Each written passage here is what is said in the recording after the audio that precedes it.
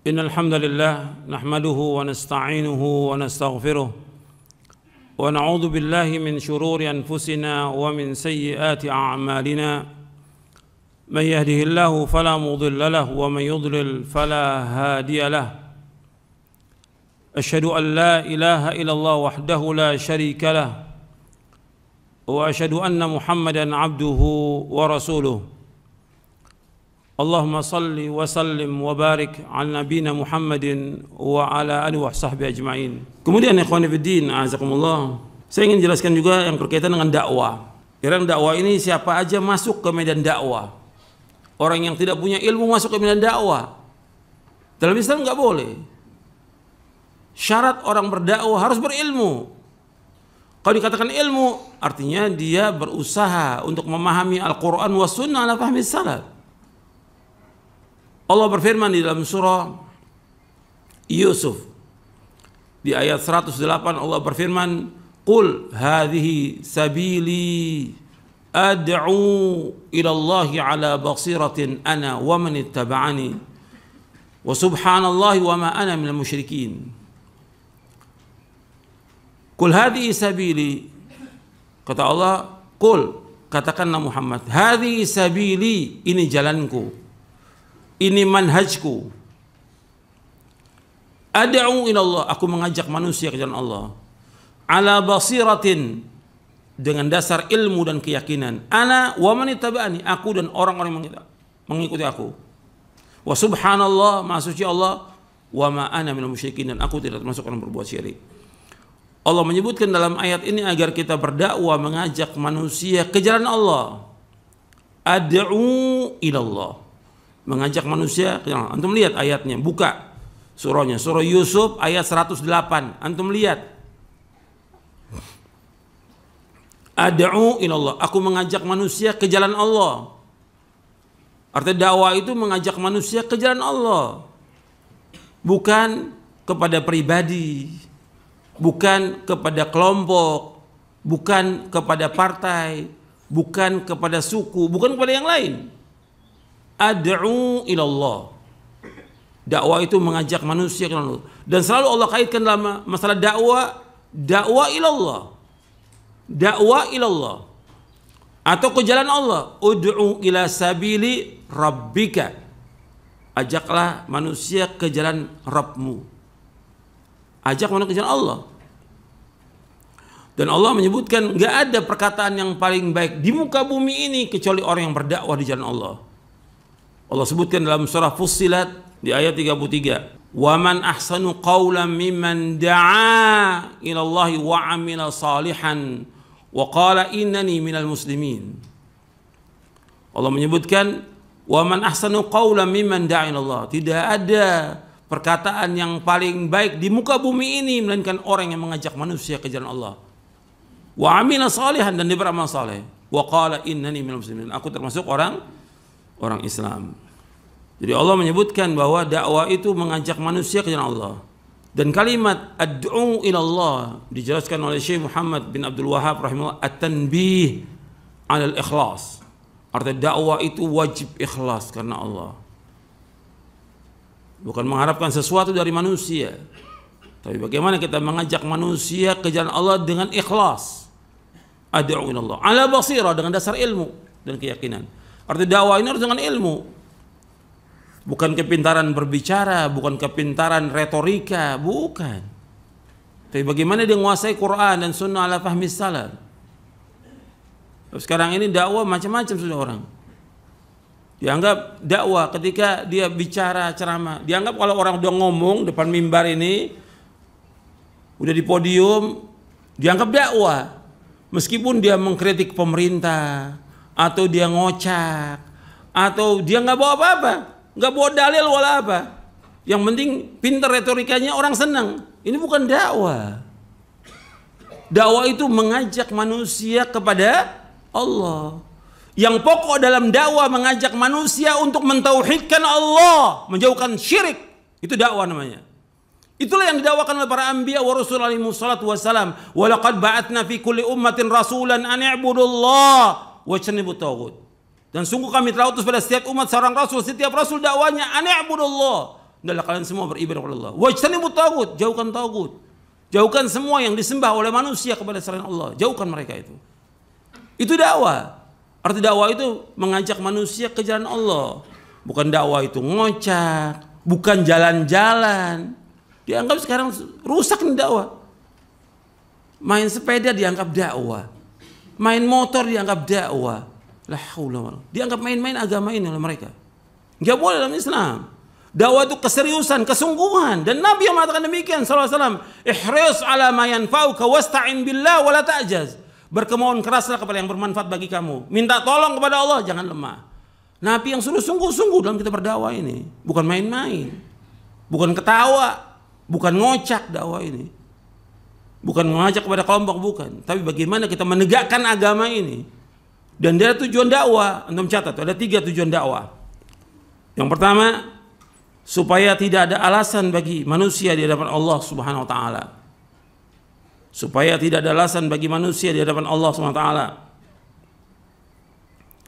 Allah berfirman dalam surah An-Nisa di ayat 165, "Rusulan mubasysyirin wa mundzirin li'alla yakuna lin-nasi 'ala Allahi hujjatun ba'da ar-rusul wa kana Allahu 'azizan hakima." Allah berfirman dalam surah An-Nisa ayat 165, "Rusulan mubasysyirin wa mundzirin li'alla yakuna lin-nasi 'ala Allahi hujjatun ba'da ar-rusul wa kana Allahu 'azizan hakima." Rasul-rasul yang memberikan kabar gembira dan mengancam supaya tidak ada alasan lagi manusia di hadapan Allah sesudah diutusnya para rasul alaihimus salatu wassalam. Dan adalah Allah itu maha gagah dan maha bijaksana. Arti rasul-rasul yang diutus oleh Allah memberikan kabar gembira. Dengan apa? Dengan sorga. Dengan kebahagiaan bagi orang-orang yang taat. Bagi orang-orang yang beriman kepada Allah dan Rasulnya dan beriman kepada yaumul akhir. Dan mengancam bagi mereka, kalau mereka tidak masuk ke dalam agama Islam, tidak beriman, mereka akan diazab oleh Allah, akan dimasukkan ke neraka. Selalu tuh dai itu antara dua, memberikan kabar gembira dan mengancam. Basyir wa nadhir. Selalu memberikan kabar gembira kepada manusia dan juga mengancam manusia. Dan selalu dakwah itu seperti itu.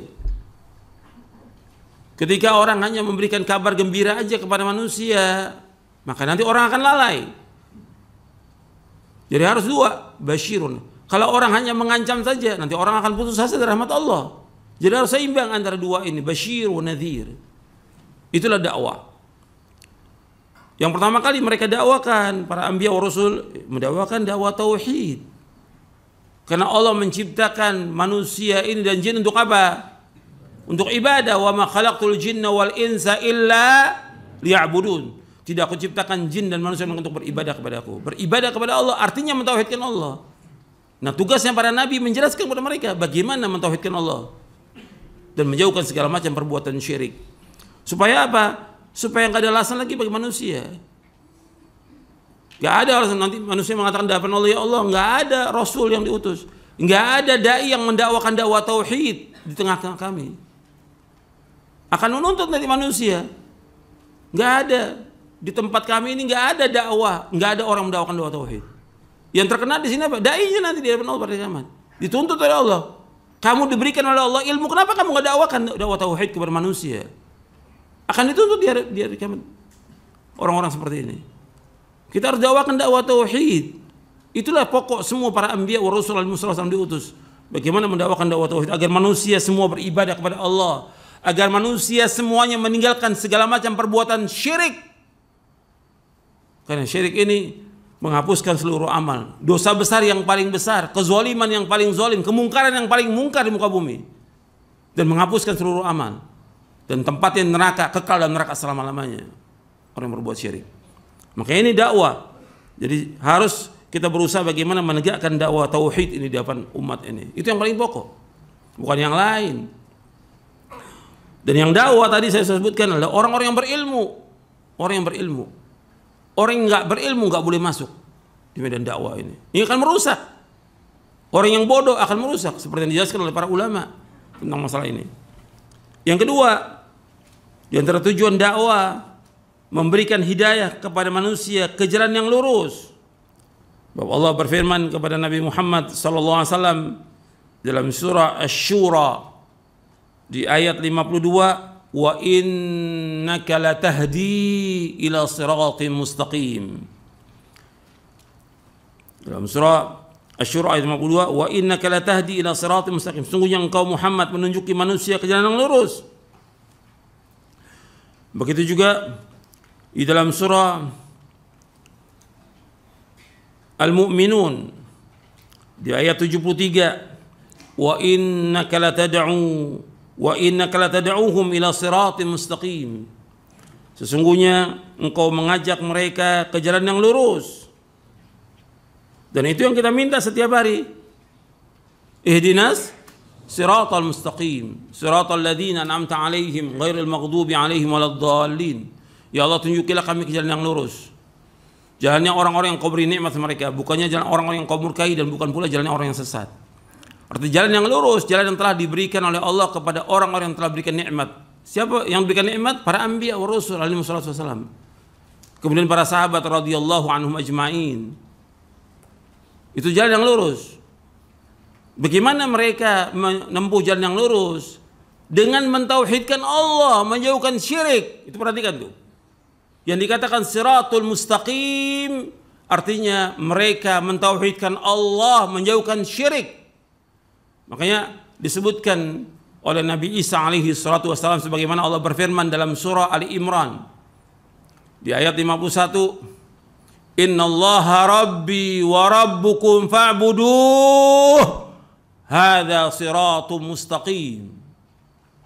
Innallaha rabbi wa rabbukum fa'buduh hadza siratum mustaqim. Dan ini berapa kali Allah ulang dalam Al-Qur'an. Sesungguhnya Allah adalah Rabb kami dan Rabb kalian. Maka beribadah kepada Allah. Inilah jalan yang lurus. Arti mentauhidkan Allah, menjauhkan syirik merupakan jalan yang lurus. Itu yang pertama, mana pertama. Kemudian baru nanti siratul mustaqim disebutkan lagi, yaitu berpegang kepada Al-Quran wa sunnah ala fahmi salaf dengan dasar ayat dalam surah Al-Fatihah tadi. Ihdinas siratal mustaqim siratal ladzina an'amta alaihim. Orang yang berikan nikmat siapa? Itu para anbiya rasul dan para sahabat. Makanya Allah menyebutkan jalan yang lurus itu hanya satu. Dalam surah Al-An'am ayat 153, wa anna hadza sirati mustaqiman fattabi'uhu wa la tattabi'us subula fatafarraqa bikum an sabili dzalikum wassaqum bihi la'allakum tattaqun. Dalam surah Al-An'am ayat 153, wa anna hadza sirati mustaqiman, sungguh ini jalanku yang lurus. Fattabi'uhu, ikutan lurusnya. Wa la tattabi'us subul, jangan kamu ikuti jalan yang lain yang akan mencerai-beraikan kamu jalan Allah. Demikian Allah wasiatkan kepada kalian agar kamu bertakwa. Arti ketika Allah menyebutkan ayat ini, Nabi menjelaskan bagaimana disebutkan dalam riwayat Imam Ahmad. Nah, dari sahabat Ibnu Mas'ud radhiyallahu anhu, Nabi menjelaskan, artinya Nabi menggaris satu garis yang lurus, di kanan kiri garis itu jalan-jalan yang pendek. Kata Nabi SAW, ma min sabilin illa wa alaihi syaitanun yad'u ilaihi. Enggak ada satupun jalan-jalan ini melainkan ada setan. Kan Allah berfirman, wa anna hadza sirati mustaqiman fattabi'uh. Ini jalanku yang lurus, ikuti. Wa la tattabi'us subul, jangan ikuti jalan yang lain. Jalan yang lain Nabi gariskan tuh beberapa garis. Berupa apa? Garis ini masih ada setan. Garis ini merupakan kelompok-kelompok, firqah-firqah, pemahaman-pemahaman, aliran-aliran yang sesat semuanya, yang membawa manusia ke neraka. Semua mesti ada setan di atasnya. Itu yang mengatakan demikian Rasulullah SAW ketika menjelaskan ayat ini. Yang Nabi suruh ikuti jalan lurus, jalan yang telah ditempuh oleh Rasulullah SAW dan para sahabatnya. Ma'ana alaihil yauma wa ashabi, orang mengikuti jalanku dan para sahabatku. Arti wajib mengikuti Al-Quran wa sunnah ala fahmi salaf. Jadi yang pertama mentauhidkan Allah, menjauhkan syirik. Yang kedua kita belajar Quran wa sunnah fahmi salaf, amalkan agama ini sesuai dengan pemahaman mereka. Kemudian ikhwan fillah, azakumullah, di antara tujuan dakwah Masih yang kedua, memberikan hidayah kepada manusia ke jalan yang lurus, dan juga kita bagaimana mengeluarkan mereka dari kegelapan kepada cahaya. Allah berfirman di dalam surah Ibrahim, Alif Lam Ra, kitabun anzalnahu ilaika litukhrijan nasa minadh dhulumati ilan nur biidzni rabbihim ila siratil azizil hamid. Di awal surah Ibrahim, di awal surah Ibrahim. Alif Lam Ra, kitabun anzalnahu ilaika, kitab yang kami turunkan kepadamu Muhammad, litukhrijan nasa minadh dhulumati ilan nur, agar engkau mengeluarkan manusia dari kegelapan kepada cahaya, biidzni rabbihim, dengan izin Rabb mereka, ila siratil azizil hamid, kepada jalan Allah yang maha gagah dan maha terpuji. Antum perhatikan, mengeluarkan manusia dari kegelapan. Kegelapan apa? Yang pertama kegelapan syirik. Manusia dalam kegelapan kesyirikan, berbuat kesyirikan. Dan manusia setiap hari berbuat kesyirikan. Di mana-mana di muka bumi ini orang berbuat kesyirikan. Di Indonesia ini banyak, di Indonesia banyak, jutaan orang berbuat syirik. Bukan 1-2 orang, bukan ribuan, bukan ratusan ribu, jutaan orang, puluhan juta orang berbuat syirik. Kewajiban para dai bagaimana menyelamatkan mereka agar mereka keluar dari kegelapan syirik kepada cahaya tauhid. Dan manusia yang ada ini semua dalam kebodohan. Min dhulumatil jahl ila nuril ilm. Keluarkan mereka dari kegelapan kebodohan kepada cahaya ilmu. Mereka dalam kebodohan, nggak ngerti agama sama sekali. Kita ajak mereka pada ilmu. Yang dikatakan ilmu Quran wa sunnah ala fahmi salaf. Itu usahanya para dai. Bukan dibodohkan orang, bukan orang disuruh taklid, bukan. Orang muqallid nggak pernah jadi ahli ilmu selama-lamanya, kata Imam Al-Qayyim. Orang taklid nggak akan jadi ahli ilmu selama-lamanya. Kita harus berpegang teguh pada Quran wa sunnah al-fahmi salaf. Bukan disuruh taklid kepada manusia, bukan. Hatta para imam juga melarang mereka untuk taklid. Hatta para imam, A'immatul Arba, Imam Hanafi, Maliki, Syafi'i, Hambali rahimahullah melarang untuk taklid. Mereka sudah mengikuti dalil Quran dan sunnah al-fahmi salaf. Dan ini sudah saya bawakan beberapa kali di majelis ini. Jadi kita keluarkan manusia dari kegelapan syirik kepada cahaya tauhid, dari kegelapan kebodohan kepada cahaya ilmu, dan seterusnya nanti seperti itu.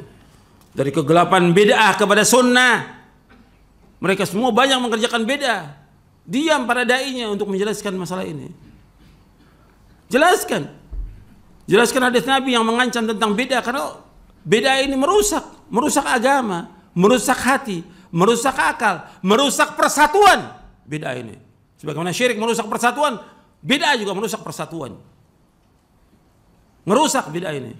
Maka wajib dijelaskan kepada manusia bagaimana mereka selamat dari kegelapan bid'ah kepada cahaya sunnah, dengan izin Allah kepada jalan Allah yang maha gagah dan maha terpuji. Yang ketiga kita berdakwah tujuannya supaya kita lepas tanggung jawab di hadapan Allah pada hari kiamat. Supaya lepas tanggung jawab di hari kiamat nanti. Seperti yang Allah sebutkan dalam surah Al-A'raf di ayat 164. Wa idh qalat ummatun minhum lima ta'iduna qauman illahu muhlikuhum aw mu'adzibuhum 'adzaban syadida qalu ma'dziratan ila rabbikum wa la'allahum yattaqun. Dan ingatlah tatkala segolongan umat di antara mereka mengatakan, kenapa kalian, artinya para dai ini, kenapa kalian menasihati satu kaum yang Allah pasti membinasakan mereka atau mengadab mereka dengan adab yang pedih? Qalu, mereka berkata, artinya para dai ini yang memberikan nasihat kepada umat ini mengatakan, ma'dziratan ila rabbikum wa la'allahum yattaqun, agar kami tidak punya alasan, agar kami ini lepas tanggung jawab di hadapan Allah pada hari kiamat, dan agar mereka bertakwa. Ada dua alasannya. Disebutkan yang pertama alasannya agar kami lepas tanggung jawab. Nggak dituntut oleh Allah dari kiamat. Kenapa kamu nggak mendakwakan? Nggak bisa katakan ini orang udah berbuat syirik, udah berbuat maksiat, saya udah sampaikan. Nggak cukup sekali. Nggak cukup 2 kali. Harus terus dakwah. Siang malam mendakwakan dakwah tauhid. Nggak cukup sekali. Sama seperti keluarga kita. Kita mengingatkan keluarga kita. Allah memerintahkan ya ayyuhalladzina amanu qu anfusakum wa ahlikum nar. Orang beriman, jaga diri kamu, keluarga kamu dari api neraka. Apa cukup? Sholat nak. Kamu sholat. Nggak cukup. Terus. 10 tahun nggak sholat, pukul. Yang suruh Rasulullah SAW suruh pukul. Nggak boleh berhenti. Ingatkan terus. Tentang pakai jilbabnya, tentang sholatnya, tentang zikirnya, tentang ketakwaan dia kepada Allah. Terus. Setiap hari. Diingatkan. Nggak cukup sekali. Ribuan kali. Sama seperti ini. Ini umat udah berbuat syirik, kita udah nasihati, terus nggak berhenti. Supaya apa? Yang pertama, ma'dziratan rabbikum, supaya kita nggak punya alasan lagi. Artinya kita lepas tanggung jawab dari Allah bahwa kita udah nasihati. Yang kedua, yaitu wala'allahum yattaqun, mudah-mudahan mereka takwa. Kan kita nggak tahu, mudah-mudahan mereka berubah nanti. Kan Nabi SAW ketika mendakwakan kepada tokoh-tokoh Quraisy, Nabi nggak tahu bahwa sebagian mereka kemudian beriman di akhir hayatnya Nabi SAW. Berapa tahun Nabi dakwakan, bukan sebentar. Di Mekah 13 tahun, di Madinah 10 tahun. Tapi kan ada tokoh-tokoh yang kemudian beriman di akhir hayat Rasulullah SAW. Dan Rasulullah tidak menghukumi apa-apa. Agar mereka bertakwa. Kalau sudah seperti itu kita ingatkan dan kita larang manusia dari kemungkaran syirik, kemungkaran bid'ah, kemungkaran maksiat, kemungkaran yang lainnya. Kalau sudah ingatkan dan mereka tetap, ketika Allah mengazab semuanya ini akan diselamatkan orang itu oleh Allah Ta'ala. Antum lihat di ayat 165-nya. Falamma nasu ma dzukiru bihi anjayna alladhina yanhauna 'anis su' wa akhadna alladhina zalamu bi'adzabin ba'isim bima kanu yafsuqun. Tatkala mereka lupa dari apa yang sudah diperingatkan dengannya, sudah diperingatkan berkali-kali tentang bahaya syirik, bahaya bid'ah, bahaya maksiat, tetap mereka lakukan juga. Anjaynal ladzina yanhauna 'anis su'. Kami selamatkan orang-orang yang melarang manusia dari kejelekan. Yang melarang manusia dari kesyirikan, yang melarang manusia dari bid'ah, yang melarang manusia dari maksiat, diselamatkan oleh Allah mereka. Nabi menyebutkan bahwa ada satu kaum yang Allah berikan ganjaran seperti generasi pertama, yaitu mereka melarang manusia dari kemungkaran, kata Rasulullah SAW. Kemudian kami azab orang-orang yang zalim dengan azab yang pedih dengan sebab mereka berbuat kefasikan. Diazab oleh Allah. Jadi kita jangan merasa aman dengan azab Allah karena maksiat sudah semua dilakukan oleh manusia. Antum lihat di Indonesia apa aja nggak dilakukan, semua dilakukan. Kesyirikan, bid'ah, maksiat apa aja? Kedurhakan kepada orang tua, zina, homo, seks bebas, semua. Kecurangan, riba, apa aja maksiat lakukan. Kita wajib hati-hati karena kita orang beriman nggak boleh merasa aman dengan azab Allah. Ini dosa besar merasa aman. Dan nggak boleh putus asa dengan rahmat Allah. Nggak boleh kita merasa aman. Kan di awal di surah Al-A'raf ini Allah sebutkan nggak boleh kita merasa aman. Antum lihat di surah Al-A'raf ini di ayat 97, 98 dan 99. Allah berfirman, "Afa amin ahlul qura ayatihum ba'suna bayata wa hum naimun. Aw amin ahlul qura ayatihum ba'suna duha wa hum yal'abun. Afa aminu makrallah fala ya'manu makrallah illa al-qaumul khasirun." Apakah penduduk desa itu merasa aman?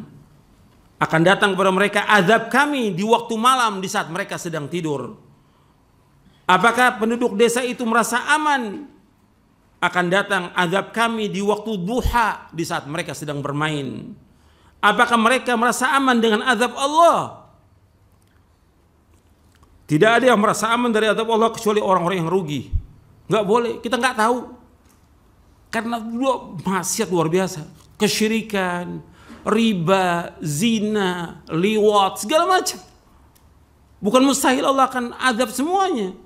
Kan ditanya oleh seorang istri Nabi SAW dalam hadis yang sahih yang diriwayatkan oleh Imam Bukhari Muslim, "Ya Rasulullah, anahliku wa fina salihun." Apakah kita akan dibinasakan oleh Allah? Sedangkan di antara kita ada orang-orang yang soleh. Naam, idza kathrul khabath, kata beliau. Iya, kalau sudah banyak semua kerusakan yang ada, Allah akan azab semuanya. Antum hati-hati dalam masalah ini.